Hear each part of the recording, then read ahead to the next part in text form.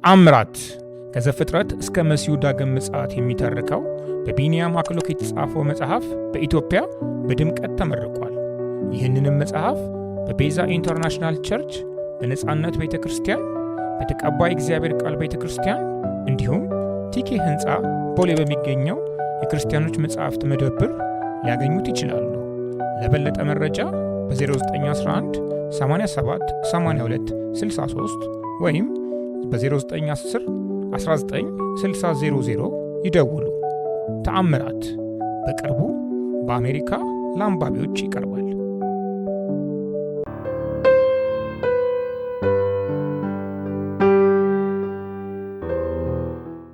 ግን ያው በየዕለት ተዕለት ኑሮዎች ውስጥ መቼም 40 ዓመት ሙሉ በጣም ብዙ ግጭቶች ይፈጠራሉ።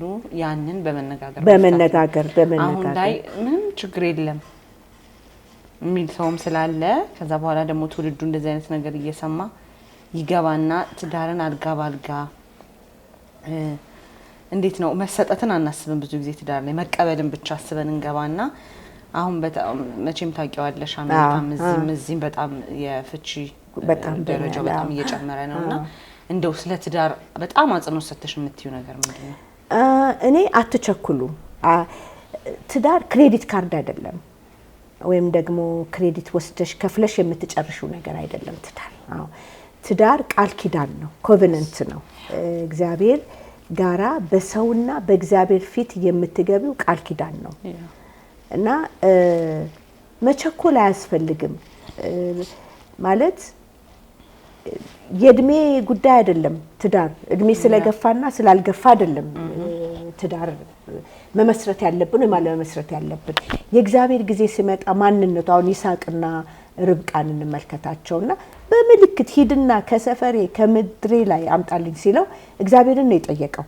የእግዚአብሔር ፈቃድን ምን እንደሆነ አውቆ ተረድቶ ነው ሄዶ ርብቃን ያመጣው እንጂ ከመሬት ተነስቶ ከሰፈርና ከጎረቤት ከምናምን አምጥቶ ፒክ አድርጎ አይደለም ያመጣው። አሁን ትልቁ ነገር ትዳር የሁለት ሰዎች ንግግር፣ ጸሎት ከእግዚአብሔር ማዳመጥ ነው እንጂ የነቢያት ነው የእንትና ነው አይደለም።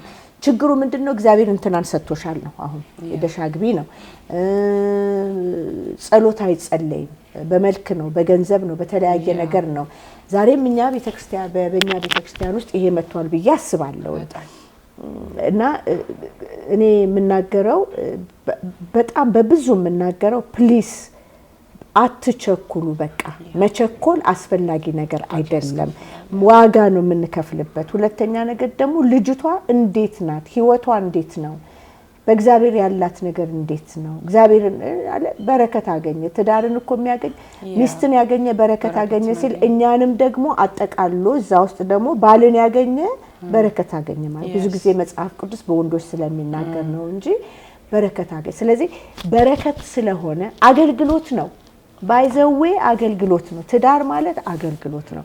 የ30 ሰው እድሜ ያለውን ሰው ብቻውን ሲኖር የነበረ ሰው ወደ አንድ ለማምጣት በጣም ብዙ ስራ ይሰራል። ቁጡ የነበረው ሰው ቁጡ እንዳይሆን የሚሮጠው ሰው አንደኛውን ተሸክሞ የሚሄድበት ነገር ነው እንጂ ዝም ብሎ ከመሬት ተነስቶ እንደቃ ከሱቅ ገዝተሹ ነገ ደግሞ ሲያረጅ የምትጥዩ ነገር አይደለም። በእኛ ህይወት ውስጥ እንደዚህ ዝም ብለን ስሙዝሊ የኖርንበት ነገር 40 ዓመት ውስጥ የለም። አፕ ኤንድ ዳውን አለው። ግን አፕ ኤንድ ዳውኑን እንዴት አድርገን ነው የሰራነው? በመግባባት በመነጋገር ነው። ይቅርታ በመጠያየቅ ነው። ለምን አኮረፍክ ምን ሆንክ በማለት ነው። ይሄን ነገር እየተደረገ ነው የተሰራው። ድካም የለም። በሁለቱም በባልም በሚስትም መካከል ውስጥ ድካም አለ፣ ሰዎች ስለሆነን ማለት ነው። ስለዚህ እኔ የምናገረው ፕሊስ ቤተክርስቲያን የሚገባውን ትምህርት አስጠንቅቃ ማስተማር አለባት። የሚያገባትን ልጅ ምን እንደሆነ ቤተክርስቲያን ሊያቅ ያስፈልጋል በደንብ። እንዲህ ዝም ብሎ ከመሬት አምጥቶ በቃ ላገባት ነው በቃ እግዚአብሔር ይመስገናል ተጨፍሮ ተበልቶ ተዘምሮ ሲሄዱ ሁለቱ ሰዎች ግን ቤታቸው ሲቀመጣሉ የመጀመሪያው ጊዜ የጮኝነት ጊዜ በጣም ሲበዛ ስሙዝሊ ነው። የሚታወቅ ነገር የለም። ፍቅር ብቻ ነው የሚወራው፣ ሌላ ነገር አይወራም አይደል?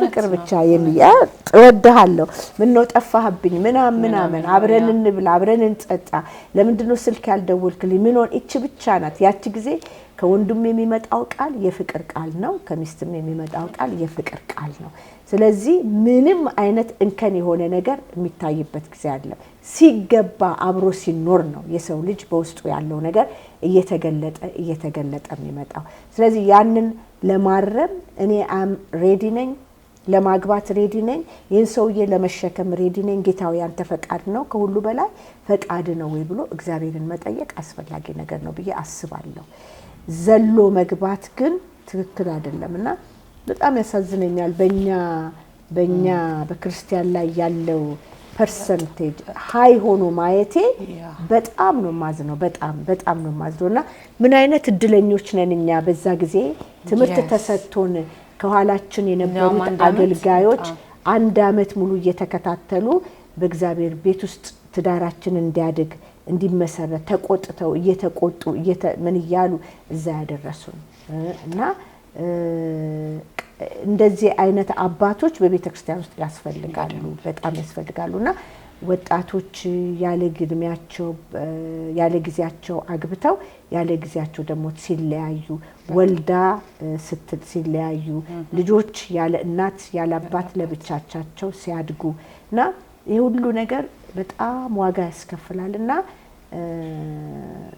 አሮጌ በቃል አይደለም ትዳር ሁሉ ጊዜ አዲስ ነው እኔና ዜክዬ ተዋወቅን ማለት አይደለም ገና እየተተዋወቅን 40 አመት ኖራችሁ ነው እንደዚህ አይደለም አዎ አይቻልም አይደል ሰውን አውቀዋለሁ ማለት አይቻልም አሁን እስከዚህ ደረጃ ድረስ ያቀላል ከዚህ በኋላ ደግሞ ገና ደግሞ አለ 40 አመት በኋላ ደግሞ አለው መተዋወቅ ገና መተዋወቅ አለ ገና እንዴት ያቀኛል እርጅና ይመጣል ምን አይነት ሴት እንደምሆን አያውቅም እሱ ምን አይነት እንዴት ነው የምትሸከመው ዜክዬ እንዴት ነው እኔን የሚሸከመኝ አይደል ስንጋባ የመጀመሪያ እድሜያችን የነበረው ጊዜ የልጅነት ጊዜያችን ነው ከዛ ደግሞ እድሜ ከፍ ሲል ልጆች እየወለድን ስንመጣ ያሉ ነገሮች እኛ ሴቶች ብዙ የሚለወጥ ነገር አለን ሆርሞናችን ይቀየራል በብዙ ነገሮች ውስጥ አለምናልፍ እንደዚሁም ወንዶች እርጅና ሲመጣ መድከም ሲመጣ ወንዶች ደግሞ ብዙ አይናገሩም የቤት ነገር ጫና አለ ያስባሉ በተለይ ስራ ብዙ ነገር አለ የሚመጣና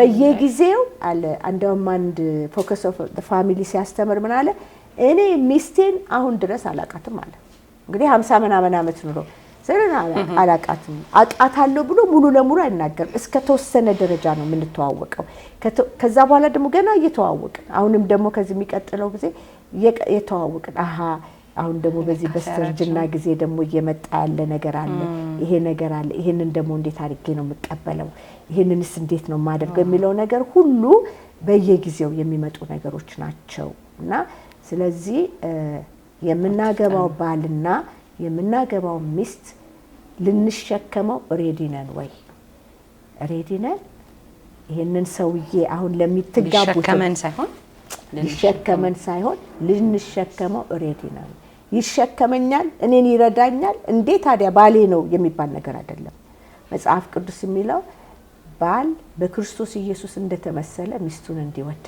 አይደል መጽሐፍ ቅዱስ ላይ እንደዚህ ላይ ጌታ ኢየሱስ ክርስቶስ የቤተ ክርስቲያን ራስ እንደሆነ ባል ደግሞ ለቤቱ ራስ ይሁን ጌታ ኢየሱስ ክርስቶስ ቤተ ክርስቲያንን እንደወደዳት ሚስቱን ይወደድ ሚስት ደግሞ ለቤተ ክርስቲያን እንደምትገዛ ለባሏ ትገዛ ባሪያ መሆን አይደለም ያኩ እንደዛ ማለት አይደለም ማገልገል ነው ለክርስቶስ እንደምትገዛ በንጽህና በቅድስና በፍቅር በዛ እንደምትገዛ ባሏን ደግሞ በዚህ ታገልግል ነው አለቀ ስለዚህ እኛ ብዙ ጊዜ ምን ማለት ነው ይሄ ብለን ኔጌቲቭ ወይ ነው የምንመለከተው ኔጌቲቭ አይደለም ኔጌቲቭ ይቀጥቅጣት ይምታት እሷ ብቻ ተሰደብ እሷ ብቻ እንዲትሆን የሚል ነገር መጽሐፍ ቅዱስ ላይ አልተጻፈም እሱ ምንድነው የሚለው ለክርስቶስ እንገዛ አይደለም እንዴ በቃ ስለዚህ ራስ አይደለ እንዴ ስለዚህ ለባላችን ደግሞ እንገዛለን በፍቅር የሚገባንን ነገር ለቤት እናደርጋለን ማንን ነው የምናገለግለው ባይዘው ቤታችንን ስናገለግል እግዚአብሔርን ነው ቤታችን ቤተክርስቲያን ናት የመጀመሪያቱ ቤተክርስቲያን ባይዘው ቤታችን ነው ከዛ በኋላ ነው ውጭ ያለው አገልግሎት የሚታየው። ስለዚህ ባል ቤተክርስቲያን ውስጥ አፈርድሜ ሚስትን እየቀጠቀጠ ወጥቶ ቢያገለግል አገልግሎቱ በእግዚአብሔር ዘንድ የታየ አይደለም፣ በሰው ዘንድ ግን ሊሞገስ ይችላል። ስለዚህ እኔ የምናገረው ለወጣቶች አሁንም ለሚያገቡ ወደፊትም ለማግባት ለሚፈልጉ ቢኖሩ የእግዚአብሔር ፈቃድ ምን እንደሆነ ጠንቅቀው ይወቁ። ለቤተክርስቲያን ደግሞ የምናገረው አባቶች እንደሚገባ ያስተምሩ። በቃ አንድ ርዕስ ከዚህ ጋር አያይዤ ላንሳለሽ። አህዛብ ስለማግባት ምን ታያለሽ? ወይም በጌታ ያልሆነ ሰው ክርስቲያንና አህዛብ እንዴ ያመነ ካላመነ ጋራ ምን ግንኙነት አለው ይላል። በቃ መጀመሪያ ነገር አህዛብ ጋራ ምን ያስኬደዋል? ከአማልቃውያንና ከግብጽ ጋራ ሚስት እንዳያገቡ እኮ መጽሐፍ ቅዱስ ተገልጾላቸዋል። አይደለም ግንኙነት እንዳይኖራቸው በብሉይ ኪዳን ላይ ይናገራል። ስለዚህ ያመነ የተጠመቀ የዳነ ሃሌሉያ አሜን እሱ ባል ነው። ያመነች የተጠመቀች ከዳነች ጋራ ነው የሚያገባው እንጂ አህዛብ ጋራ የመሄድ የኛ ክርስትና የእግዚአብሔር መንግስት የእግዚአብሔር ልጆች ሆነን አልተፈቀደልንም። ትልቁ ነገር የሚጎዳ ክብር ይወስዳል። ለምሳሌ ሳምሶንን ብንመለከት ሳምሶን ከፊልስጤም እግዚአብሔር ነገር ቢፈልግም እንኳን ቤተሰቦቹ ከፊልስጤም ወገን እንዲያገባ ፍላጎት አይደለም አይደል? ግን ያቺ ደሊላ ስትመጣ ምንድነው ያደረገችው? ያለውን ክብሩን ሁሉ እንዲላጭ አስፈከችው አይደል? በቀጥታ እንደውም አይደለም፣ በቀጥታ አይደለም። በተለያየ ነገር ቁጭ ብላ አንተ አትወደኝም፣ አንተ እንዲያትለኝም፣ አንተ እንደዚህ አታደርገኝም ሲል መጨረሻ ላይ አትላጭ የተባለውን ጸጉሩን በዛ ውስጥ የነበረው የእግዚአብሔር ክብር ሁሉ ተወሰደበት። ሰለሞን ተጠንቀቅ ማስጠንቀቂያ ሰውን የእግዚአብሔርን ሕግ ጠብቅ ከእግዚአብሔር ሕግ ፈቀቅ እንዳትል። ይሄ ማለት ምንድነው? የትም ሄደ ማንንም ማግባትም አትችልም፣ ምንም ማለትም አትችልም። አንተ እንደዚህ ነው በቃ አለቀ። መኖር አለብህ በዚህ አይነት መንገድ። ስለዚህ ዓለማውያን ጋር ሄደንኛ ያልተገባ ሚስት ማግባት ማለት የነበረውን የእግዚአብሔርን ክብር የነበረውን የእግዚአብሔርን መንፈስ ከላያችን ላይ መውሰድ ማለት ነው። መጽሐፍ ቅዱስ የሚለው ለምሳሌ ባልና ሚስት መጀመሪያ ተጋብተው አንድ ላይ ያሉ አንዱ ባልየው ወይ ሚስትየዋ ጌታን ብትቀበል አትተዩ ይላል። ለምን? ባንቺ ምክንያት እሱ ሊቀደስ ይችል ይሆናልና ተጋብተው መጀመሪያ በማካል በጌታ ካልሆነ እሱ ወይ እሷ አስቀድማ ብታገኝ ጌታን ብታገኝ ባልሽን አትተዩ ይላል መጽሐፍ ቅዱስ። በጣም ተጠቀሳለች ኮምፕሮማይዝ ለማድረግ ቦታው ግን ተጋብተው ለምሳሌ ተጋብተው አብረው እያሉ እንዳጋጣሚ እሷ ቤተክርስቲያን ሄዳ ወይ እንዳጋጣሚ ልቧን መንፈስ ቅዱስ ነክቷት ወይ ነፍሱን ነክቶት ጌታን ሊያገኙ ይችላሉ። ጌታን ሲያገኙ ግን አንቺ ሴት ምን ታውቂያለሽ? ባልሽ ባንቺ ምክንያት ቢቀደሳል ይድናል አትተው። እሱ ግን መሄድ ቢፈልግ ይሄድ ነው የሚለው። በትክክል ኤግዛክትሊ እንደዚህ ነው የሚለው። እሱ ከተዳሩ መውጣት ቢፈልግ በዚህ ምክንያት ክርስቶስ ኢየሱስን አግኝቻለሁ ብሎ ቢሄድ ቢፈልግ ይሄድ። አንቺ ግን መፍታት አትችይም ነው ማለት ነው እዚህ ጋር። ስለዚህ አሁን እንደዛ ካለ ያላመነ ሰው ጋራ እንዴት ነው የምንጋባው? ሄደን እንዴት ብለን ነው ከኛ ሃይማኖት ውጪ ሄደን የምናገባው? ምንድነው? ምክንያቱም አሁን ትልቁ ነገር እኔ የምለው ቤተክርስቲያን የትዳር ትምህርት አጥብቀው ለልጆች ሁሉ ጊዜ ለወጣት የትዳር ትምህርት ቤተክርስቲያን ውስጥ መሰጠት አለበት። እንዲፈራ መደረግ አለበት፣ እንዲከበር መደረግ አለበት እንጂ ትዳር ዝም ብሎ የሚጣል ነገር አይደለም፣ የሚወረወር ነገር አይደለም። ትዳር የሚከበር ነገር ነው። ኮቨናንት ነው፣ እግዚአብሔር ያከበረው ነው። መጀመሪያ ስንመለከት እኮ መጀመሪያ ጊዜ በኤደን ገነት ውስጥ አዳምና ሔዋንን ሰርግ ያደረገላቸው እግዚአብሔር ነው። ሰው ብቻውን ይሆን ዘንድ መልካም አይደለም፣ ረዳትን እንፍጠርለት ሲል ሔዋን አዳም አይደለም፣ ለአዳም ረዳት ተፈጥራ የመጣች ሴት አይደለች። አዳምም ሔዋንን ሊረዳት፣ ሔዋንም አዳምን ልትረዳ። እንደዛ ነው እንጂ የመጣው ከየት አመጣት? ሄዶ ከሌላ ቦታ ነው ያመጣት? እዛው ካጥንት ውስጥ ነው ያመጣት። አጥንት ከራሱ ውስጥ ነው እንድትወጣ ያደረገው። ስለዚህ ከራሳችን ከሆነ ነገር ነው የሚመጣው እንጂ ከራሳችን ሃይማኖት ከራሳችን እምነት ጋር ነው የሚመጣው እንጂ ከውጭ ከመጣ አጥንት አይመጣም። ከውጭ የመጣ ሴት መጣ ሔዋን አትሆንም፣ አዳም አይሆንም። በፍጹም ትክክል አይደለም። ለዚህ ነው የትዳር ሬሾ እየተበላሸ የመጣው። ለዚህ ወጣቶች ሄደው ከተለያየ ቦታ ሲያመጡ መጀመሪያ እንጋባ ብሎ ሲመጡ ቤተክርስቲያን የት ነው ቸርች የምትሄደው? ማን ነው ፓስተሯ? በማን ተይዛለች?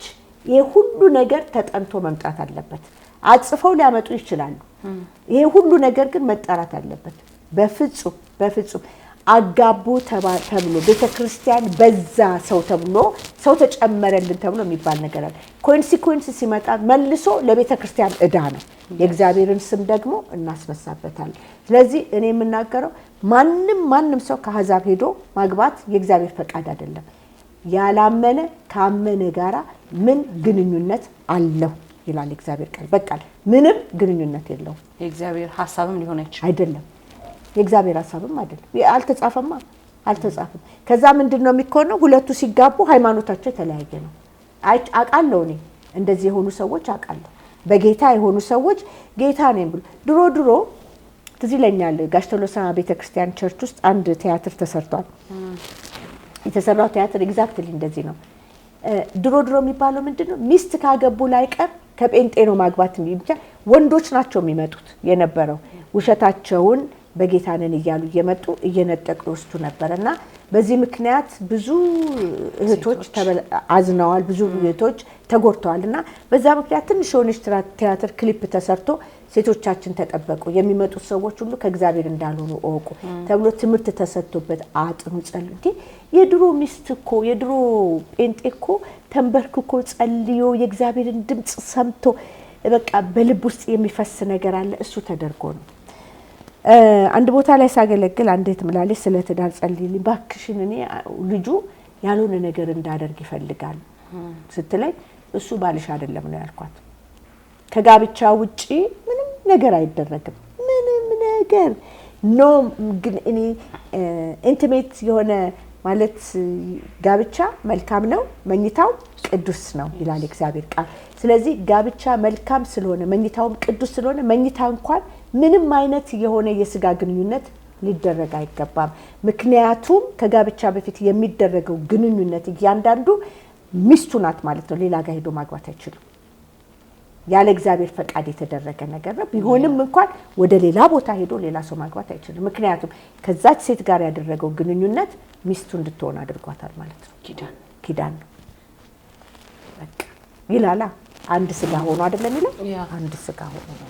ለዚህ ሌላ ሰው ማግባት አይችልም። ለዚህ ትዳር እንደዚህ እንደ ቀላል ነገር አይተነው እንደ ቀላል በቃል አይደለም አስጨፍረን የሙሽራ ልብስ ለብሰን የትዳራችን ነገር ገንዘብ ተወጥቶበት የከሌ ሰርግ እንደዚህ ነው ተብሎ የሚወራበት ነገር አይደለም።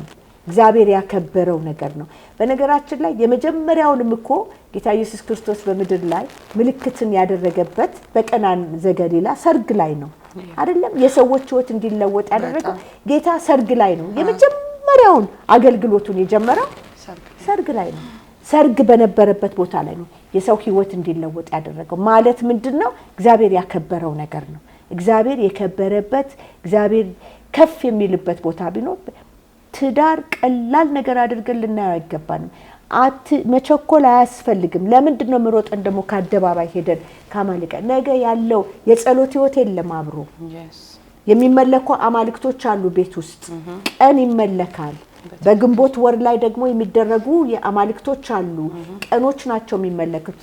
የቀን አማልክቶች ማአት ናቸው በመድራችን ላይ። ይሄ ሁሉ ይቆረሳል፣ ይደረጋል። ልጆቹን ምንድነው የምናደርጋቸው? ወዴት ነው የምንወስዳቸው? they are confused ማለት ነው። ይወለዳል። ልጅ ሲወለድ ወዴት ነው የሚሄደው? ኦርቶዶክስ ነው የሚሄደው? እስልምና ነው የሚሄደው? የት ነው የሚሄደው? የትኛው ቦታ ላይ ነው የሚሄደው? የትኛው እኔ ዛሬ እዛ ነው የሚሄደው ያለ። ስለዚህ የነበረው ሪሌሽንሺፕ ከእግዚአብሔር ጋር የነበረው ሪሌሽንሺፕ ይወድቃል፣ ይሰበራል ማለት ነው። ለዚህ ምን ይመጣል? በቃ ፍቺ ይመጣል ማለት ነው። አለመግባባት ይመጣል። ቋንቋ ይደበላለቃል። ሰላም የለም። እነዚህ ሁሉ ነገሮች አሉ። ስለዚህ ምን እላለሁ? ለዚህ ሁሉ መፍትሄ በቤተ ክርስቲያን ውስጥ በትዳራቸው የተመሰከረላቸው ሰዎች ትዳራቸውን በደንብ አድርገው የያዙ ሰዎች በቤተ ክርስቲያን ውስጥ ዴዚግኔት ተደርገው የትዳር ትምህርትን መስጠት አለባቸው። ሌላው ነገር ደግሞ ቤተ ክርስቲያን ወጣት አታግባም አንተ አግባ እያልን ፑሽ ማድረግ የለብንም። when the time is come ልጆቻችን በሰዓቱና በጊዜው ያገባሉ። ስለዚህ ዋጋ ያስከፍላል። መላጨት አለ፣ ባዶ መሆን አለ፣ የጌታ ነገር ከውስጥ ይወጣል። ስለዚህ ምንድነው የምናጣው? ሁሉንም ነገር እናጣለን። ልጆቻችንን እናጣቸዋለን፣ ወጣት ትውልድን እናጣለን፣ ወንድሞቻችንን እናጣቸዋለን። ከቤተ ክርስቲያን ይጎላሉና አባል መጨመር ሳይሆን አባል መቀነስ ይመጣል። ስለዚህ የእግዚአብሔር መንግስት ደግሞ እናሰድባለን። ለምን እንኳን አይደለም የክርስትና ህይወታችን የኛ የእግዚአብሔር ልጆች የሆነው ቀርቶ ይቅርና በሌላ ቦታ እንኳን ጋብቻ በእግዚአብሔር ዘንድ የከበረ ነው። በቃ አይደለም እኛ አወቀን ብለን መጽሐፍ ቅዱስ ተገለጠልን የሰማይ ምስጢር የተገለጠልን ሰዎች ነን ብለን የምንለው ቀርቶ ይቅርና በሌላ ቦታ ቆመው በእግዚአብሔር ፊት እግዚአብሔርን እየጠሩ የሚያገቡ ሰዎች ሁሉ እነሱ በእግዚአብሔር ፊት ጋብቻቸው የከበረ ነው። ስለዚህ ጋብቻን ማንቋሸሽ እናቁም። ትውልዳችን ወጣቶች ተጠንቀቁ። ከዓለም ጋራ ሄዳችሁ ግንኙነት አታድርጉ። ያቺ ሴት የእናንተ ሚስት አይደለችም። ያየነው ሁሉ ሚስታችን አይደለም፣ ያየነው ሁሉ ባሎች አይደለም። ይሄንን ነው የምለው። ቴንክ ዩ ሶ ማች በጣም ገልጸሻል ማሚዬ። እንደው አንዳንዴ 40 ዓመት ማለት በጣም የትልቅ ሰው እድሜ ነው። ብዙ ጊዜ ስናወራ ስለ ቁጥር እናወራለን። ትዳር ላይ እንዴት ነው በረጅም ዓመት የመኖር ያለ መኖር፣ እሱም አንድ ትልቅ በጣም በትዳር የመቆየትም አንዱ እንትን ነው። 40 ዓመት ቀላል አይደለም፣ ግን ደግሞ የተዋጣለት 40 ዓመት እምልሽ አንዳንድ ትዳሮች 40 ዓመት ይቆዩና ነገር ግን አንድ ሰው ከትዳሩ ተሸንፏል ወይ ወጥቷል። ገብቶሻል? አብረው እየኖሩ ግን ዲቮት አድርጎ የሚኖር አለ። ዝም ብሎ አንዱ ሰው ብቻ እየኖረ ራን የሚሆን ትዳር።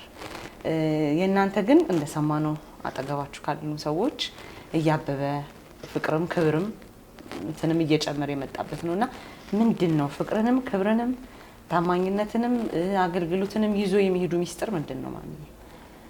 ትልቁ ነገር በትዳር ኮሚኒኬሽን ነው።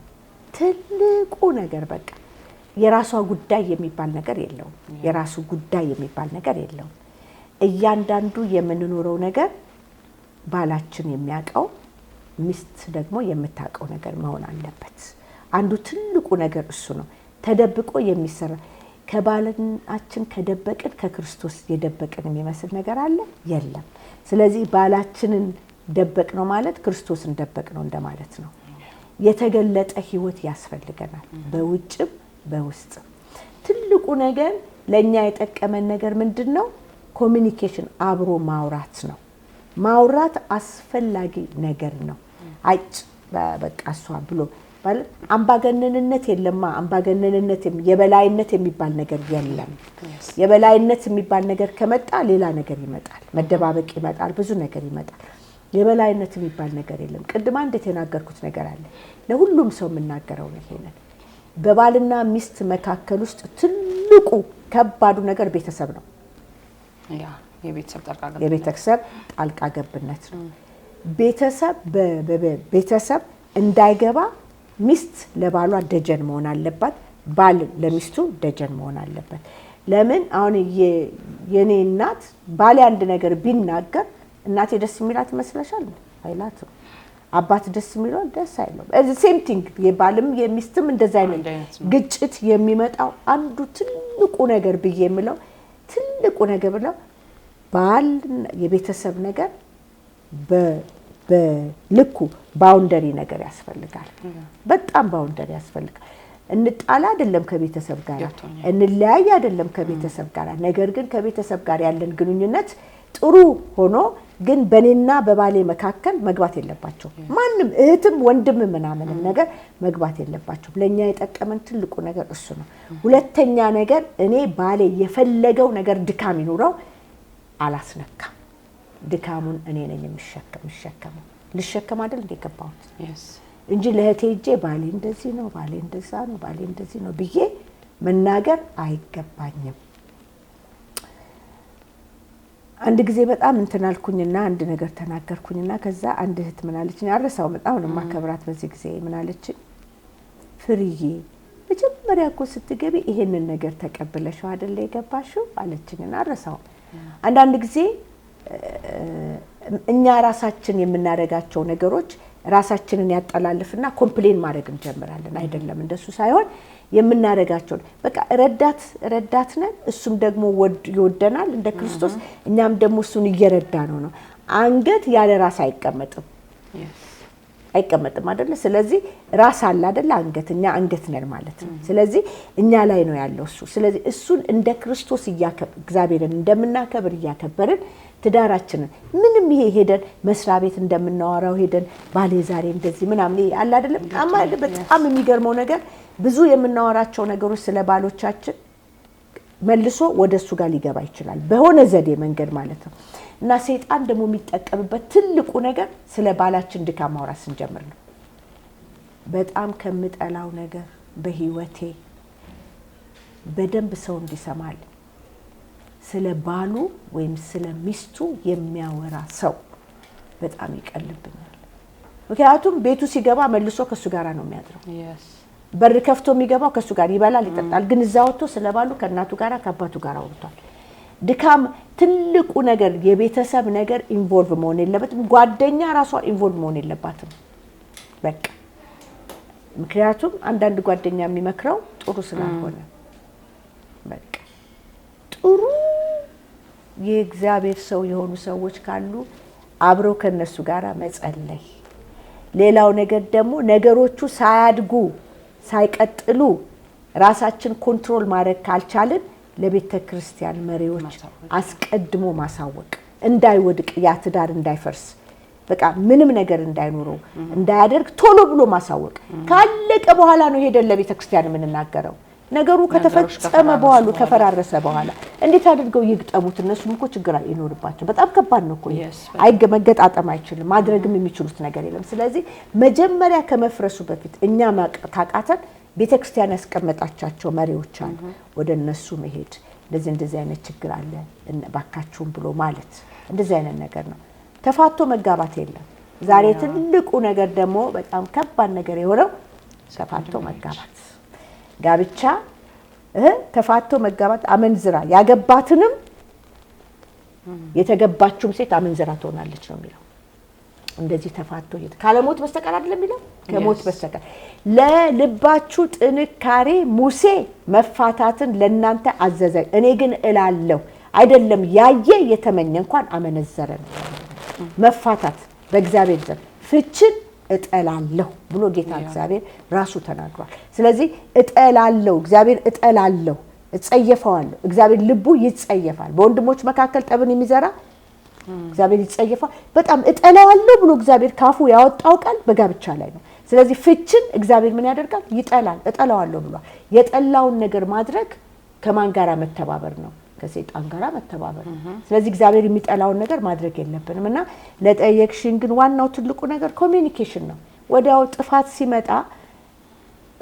ችላ ለማለት ጥፋትን ወዲያው እዛ ላይ በቃ ማምዬ ትክክል አይደለም ይሄ ነገር እኮ ትክክል አይደለም ደግሞ ወዲያው መጣላትም አያስፈልግም ወዲያው ንግግርም አያስፈልግም አሁን እኔ ባለቤት አይናገርም ትንሽ እኔ ባነጋግረው እኔ ነኝ ቶሎ የምናገረው እኔ ነኝ ሁሉን ነገር ቶሎ ወዲያው የምናገረው እኔ ነኝ እንደውም ግን እሱ እሺ ነገ እንነጋገራለን ይለኛል በቁጣ ሄደን የምናነጋገረው ንግግር ያስብሰዋል ጊዜ እንስጠው በልጆቻችን ፊትም አንነጋገርም ግን በተቻለ መጠን በቃ የፍቅርን ነገር አድርገንና እኛ ወልደናል አሁን ሁለት ልጆች አሉን ሁለቱም ልጆች አግብተዋል እግዚአብሔር ይመስገን አሁን አይቶን እንደገና ሁለተኛ ሌላ ሁለት መንታ ልጆች ትንሹ ልጃችን ይወልዳል እግዚአብሔር ቢፈቅድ ብንኖር እና ግን ትልቁ ነገር እኛ የምንነግራቸው ወንዶች ልጆቻችንን ሚስታችሁን አክብሩ። በቃ ትንሽ እንኳን ዘነፍ ካለ ወስደን ነው የምንነግረው እኛ ለልጃችን። ኖ እንደዚህ ለምን አልክ፣ ለምን እንደዛ አልክ ነው ምን ለምን አባታችሁን እዩ ነው የምላቸው ሁልጊዜ። በጣም መታደል። አባታችሁን እዩ። አባታችሁን ካያችሁ ትዳራችሁ አይፈርስባችሁ። እና የመጀመሪያ ልጅ እንደዚህ ጥያቄ ጠይቆናል፣ እንዴት እንደዚህ ልትኖሩ ቻላችሁ የሚለው ነገር። እና እኛ አንደኛ እንጸልያለን፣ አንደኛ ኮሚኒኬሽን አለን። እንደ አዲስ ቦይፍሬንድ በቀን 3 4 ነው የምናወራው። ደህና ተኛ፣ ደህና ዋልሽ፣ ደህና ዋልክ ነው። ስራ ሆኖ እንዴት ነው ስራ ብዬ ደውልለታለሁ፣ እዛም ብሄድ ማለት ነውና አይደለም ወደዚህ ልመጣ ስል ሆዴ ይባባብኛል እንዳውምና ዚኪ ሊሄድ ነው ግን ልብ አሁንም ደህና ነው። በየጊዜው ነው የምጠይቀው፣ አይገርምሽም? በየጊዜው በቃ እኔ ከእግዚአብሔር ጋር ተስማምቻለሁ ብዬሻለሁ ቢለኝ እንኳን እንደገና ጠይቀዋለሁ። እሱ ቢኖር ደስ ይለኝ ነበርና እግዚአብሔር ትልቁ ነገር በቃ ኮሚኒኬሽን፣ ከባል ጋር ኮሚኒኬሽን፣ ሌላ ጣልቃ አያስፈልግም። እግዚአብሔር ነው በእኛ ትዳር ውስጥ ጣልቃ መግባት ያለበት። በቃ ሌላ ሰው አይደለም ጣልቃ። የሰው ምክር ይጥላል፣ ጥሩ አይደለም፣ አይጸናም። የእግዚአብሔር ምክር ግን ትጸናለች። ስለዚህ ቁጭ ብለን ስናወራ እግዚአብሔርን ቃል ስንነጋገር እንዲህ ነው ስንባባል በድካማችን ስንተጋገዝ ብዙ እንደርሳለን ማለት ነው። ለዚህ ኮሚኒኬሽን እና ጸሎት አስፈላጊ ነገር ነው። በጣም ጌታ ኢየሱስ ይባርክሽ። በጣም በሚገርም መልኩ ነው ያስተማርሽን እና ያወራሽው። አሁን ወደ ሌላኛው ከትዳር ወጣ ብለን ደግሞ ወደ አገልግሎት ያው ይነካካል ላይፍ አገልግሎት እንዴት ጀመርሽ? በምንድን ነው ያገለግልሽ ያለሽ? መጀመሪያ እኔ መድኃኔዓለም ቤተክርስቲያን ስናገለግል በጸሎት ጸሎት በጣም ነው ደስ የሚለኝ። አሁንም በጸሎት ነው ማገልገል። ከዛ በዝማሬ ማገልገል ጀመርኩኝ። ከዛ የጸጋ ስጦታ መጀመሪያ ልጄን ሳገኝ በጸጋ ስጦታ በነቢያት በትንቢት ጸጋ ስጦታ ነው። ግን እንደዚህ እንዳሁኑ ነቢያቶች አይደሉም፣ እንደዚህ አይነት ነገር አይደለምና በጣም የሚያስገርም የሚያስፈራ ነገር ነው እግዚአብሔር የሚናገረኝ የነበረው። በጣም ተመለሱ ምናምን አይነት ነገር ነው እንጂ ትበላለህ ትጠጣለህ የሚባል ነገር እግዚአብሔር ሰጥቶኝ የማያውቅም። ሲገለጥ እንዴት ነበር ጸጋውን እንደያች? በጣም የሚገርምሽ ነገር ያኔ ነው እግዚአብሔር የመጽሐፍ ቅዱስ ትምህርት ስማር የእግዚአብሔር ቃል ድምጽ የሆነ ድምጽ ሰማለሁ። ግን እኔ በጣም ድምጽ ስሰማ በእግዚአብሔር ፊት ነው የምጸልየው። ከሰይጣን ይሁን ከእግዚአብሔር እና እግዚአብሔር የትኛው ነው ይሄ ከየት የመጣ ነው? እና መድኃኔዓለም ቤተክርስቲያን የሚያገለግለው ፓስተር ግርማ እኛ ቤት ነው ጌታን ያገኘው። እና በዚህ መንገድ ያገለገልኩኝ ሳለሁ እሱ እንደውም ባክሽን ሁሉን ጥለሽ በዚህ አገልግዬ ላይ ነበርና እጸልያለሁ። በጣም ጾም ጸሎት ፕሮግራም ነው። በጌታ ፊት በጣም እጸልያለሁ። ደግሞ ሲናገረኝ ከእግዚአብሔር ጋር ነው የምታገለው ማለት ከየት መጣ ምንድነው? በቃ ለልቤ ነፃነትን የሆነ ፊልም ማረገው ነገር ሲመጣልኝ ነው ሄጄ ለቤተክርስቲያን ነው የምናገረው። ከዛ ኋላ ቤተክርስቲያን ወተሽ ተናገሪ ሲለኝ ነው የምናገረው እንጂ እንደዚህ ዝም ብዬ መጥቼ ምናምን ነገርም አይደለም። ለቤተክርስቲያን እናገራለሁ። ቤተክርስቲያን ከዛ ኋላ ቤተክርስቲያን ጸጋን ሲያቅ ወተሽ ተናገሪ ሲለኝ ወጥቼ እናገራለሁ። እና እንደዛ ነው። ከዛ በማስመለክ አገለግላለሁ። ቃልን በማካፈል ቃልን በመስበክ እንደዛ አገለግላለሁ። በዛ ነበር ሳገለግል የቆየሁት እና በኋላ ግን ኢትዮጵያ የዛሬ በፊት 18 ዓመት በፊት ወደዚህ መጣሁና የኢትዮጵያን ሁኔታ ስመለከት አመመኝ በጣም። በኢትዮጵያ ላይ ደግሞ በጣም ልቤ እዚህ ላይ ነው ያለው ሀገሬ ላይና እዛም በቃ ምንም በቃ ማለት ምንም ደስ የሚለኝ ነገር የለም። ሀገሬ እዚች ላይ ነው የሆነ ነገር ያለው እዚህ ላይ ነው ብዬ ነው የማስበው። እና ሁሌም በቃ እኔ ወደ ኢትዮጵያ መልሳለሁ። ሁሌም በምንም አይነት ነገር ቢሆን ወደ ኢትዮጵያ መልሳለሁ። ጌታ ምናምነው ድምጽ ሰምቻ አይደለም ግን ወደ ኢትዮጵያ መልሳለሁ። ልብሽ እዚህ ነው ቀልቤ ነው። እና 18 ዓመት በፊት በቃ ወደዚህ መጣሁ። 1992 ላይ ነው መሰለኝ የመጣሁት ልጄ። አዎ። እና ወደዚህ ስመጣ ሳየው መንገድ ላይ በጣም በቃ የህዝቡ የምናምን አልቻልኩም። ለሊት ተነስቼ አለቅሳለሁ። እግዚአብሔር ሆይ መቼ ነው የምትልከኝ? ባሌስ ልጆቼስ እግዚአብሔር አባቱ እንዴት አድርጌ ነው ወደ ኢትዮጵያ ተመልሼ ቢያንስ እንኳን አንድ ሁለት ልጆች ይዤ አስተምሬ ወደ እግዚአብሔር መንግስት እንዲመጡ ማለት መቼ ነው? ይሄ ነው ለቅሶ ይባል። ከዛ አለቀስኩና የቤተ ክርስቲያን ሽማግሌ ያለ ወደ ቸርች አብረን እንሄዳለን አብሮ ይመጣ ነበር። ቸርች ሄድንና ከሶማሌ የመጣ ሰውዬ ነው የሚያገለግለው እና እያገለገለ እኔ እሱን እያየው አለቅሳለሁ። ይሄው ሶማሌ ሀገር ጌታው ሄዶ ያገለግላል፣ እኔ እዚህ እየደላኝ ጌታ ሆይ እንዴት የሚታረድበት ሀገር ሚስቱን ይዞ ወንጌል ይሰብካል። በቃ ይሄንን እያልኩኝ በቃ ትዛስን አንድ ጊዜ ቅርታ አድርጉልኝ አገልግሎቴን እዚህ ጋር ላቆም እችን ሴት እግዚአብሔር ውስጤ የሆነ ነገር ይናገረኛል አለ እና አንቺ ሴት ዛሬ ሌሊት ተነስተሽ በእግዚአብሔር ፊት እንደዚህ ብለሽ አለቀሽ፣ መቼ ነው ወደ ምድር የመመለሰው? ባሌስ ልጆችሽ አለሽ። ግን የመጀመሪያው የሚቀበልሽ ከእግዚአብሔር ቀጥሎ ባልሽ እጅ ጭኖ ይልክሻል፣ ወደዚህ ትመጫለሽ። ስለዚህ እዛው ነው ያለቀስኩት። አንዳንድ ጊዜ ትክክለኛ የሆነ የእግዚአብሔር ቃል የጠየቅነውን ጥያቄ የሚመልስ የሆነ ሰው ለልባችን የሚሰማው ነገር አለ አይደል? እዛችሁ ጋር የሆነው ነገር እዛ ጋር የሚመጣ ነገር አለና ከዛ አሜን ብዬ በቃ አልቅሼ ወደ ቤት ጌታ ሆይ አሁን ሰምተኝ ነው እሺ በቃ ብዬ በእግዚአብሔር ፊት ተመለስኩኝና ተመልሰን የዛሬ 7 አመት ማለት ነው ቤት ቁጭ ብዬ የሆነ ነገር ውስጤን ብቻ አሜሪካ ሆኜ ዜኪ ምን እንደሆነ አላውቅም ወደ ኢትዮጵያ የሆነ ነገር ይለኛል ስለው ታዲያ ምን ነገር አለ ደውይለትና ለገሌ ብለሽ ተነሽና ሂጂ እሺ አልኩኝና መጣው ምንም አላልኩም። እህቴ ቤት ቆየው። እህቴ ደግሞ ያለው ነገር ስላለ በሃይማኖት ምንም አንዳደረና ስለዚህ እኔ ራሴን ነገር እንትን ማለት ጀመርኩኝ። ከዛ ሁሉ ነገር እግዚአብሔር ስሙዝሊ ያደረገው ህይወት ብርሃን ቸርች መሄድ ጀመርኩኝ። እዛ በጽጧት ለሊት ቁጭ እያልኩ ነው የምጸልይ። ጌታ ክብርን አሳየኝ ነው እኔ በቃ ሌላ አልጠቀ የለኝም የእግዚአብሔር ክብር በቤቱ ይሁን። እዛ መሄድ ጀመርኩኝ። ፓስተር የምሳይጃለኝ እዛ መሄድ ጀመርኩኝ። ከዛ 2 ልጆች ወደ 4 ልጆች ናቸው ይዤ ቤት ውስጥ ማሳደግ ጀመርኩ። ሁሉም ጌታን አገኙ። የኔ ስራ እሱ ነው። ሰዎች ለጌታ መመስከር፣ ማብላት፣ ወንጌልን መመስከር። ይሄ ነው የኔ አገልግሎት።